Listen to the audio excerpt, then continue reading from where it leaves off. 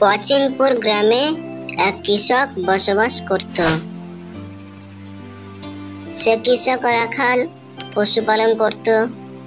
একদিন সে পশুগুলিকে বাইরে নিয়ে যায়। তারপর যা ঘটল, কৃষক একদিন পশুগুলিকে বাইরে নিয়ে আসে।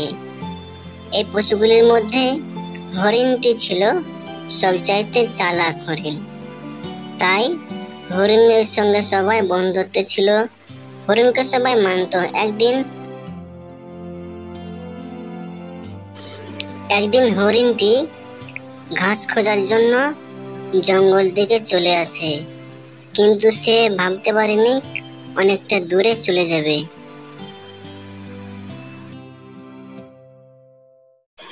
হরিণটি ঘাস খুঁজতে খুঁজতে খুঁজতে খুঁজতে অনেক দূর চলে যায় এবং সে এমন একটা জঙ্গলে চলে যায় যেখানে হিংস্র পশু বসবাস করে।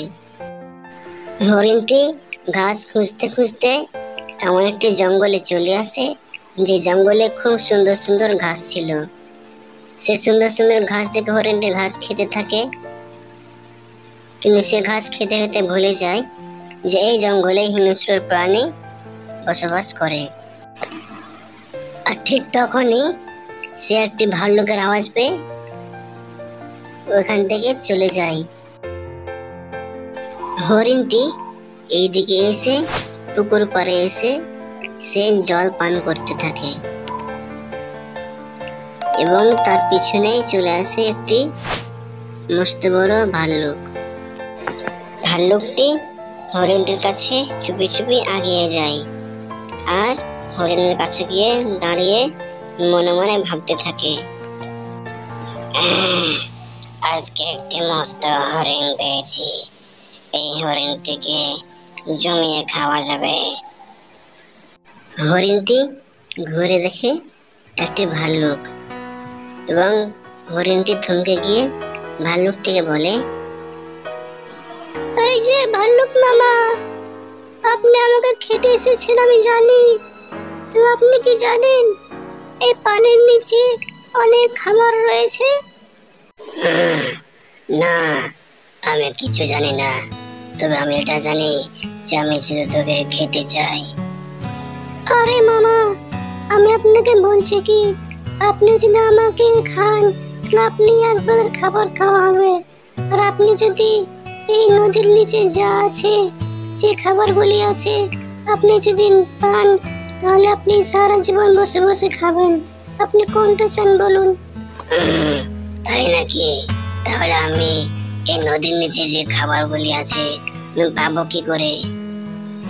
তখন হরিণের মাথায় একটা বুদ্ধি এলো আর ভাল্লুককে বলল, তুমি এই নদীর ধারে দাঁড়িয়ে থাকো, তুমি দেখতে পাবে নদীতে একটি মাছ লাফাবে।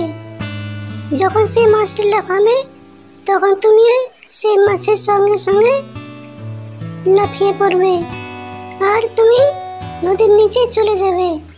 তখন তুমি খাবারগুলি দেখতে পাবে। তবে তাই হবে, আমি এখানে দাঁড়িয়ে রইলাম, তুই যা। তবে শোন, যাওয়ার আগে তুই যদি আমাকে মিথ্যা বলে থাকিস তাহলে আমি তোর ঘাড় মটকে খাবো। এই কথা শোনার পর হরিণটি লাফ দিয়ে ভাল্লুকের কাছ থেকে পালিয়ে যায় আর ভাল্লুকটি ওখানে দাঁড়িয়ে দাঁড়িয়ে মাছ ওঠার অপেক্ষা করতে থাকে। আর এদিকে হরিণটি ভাল্লুকটিকে বোকা বানিয়ে পালিয়ে যায়।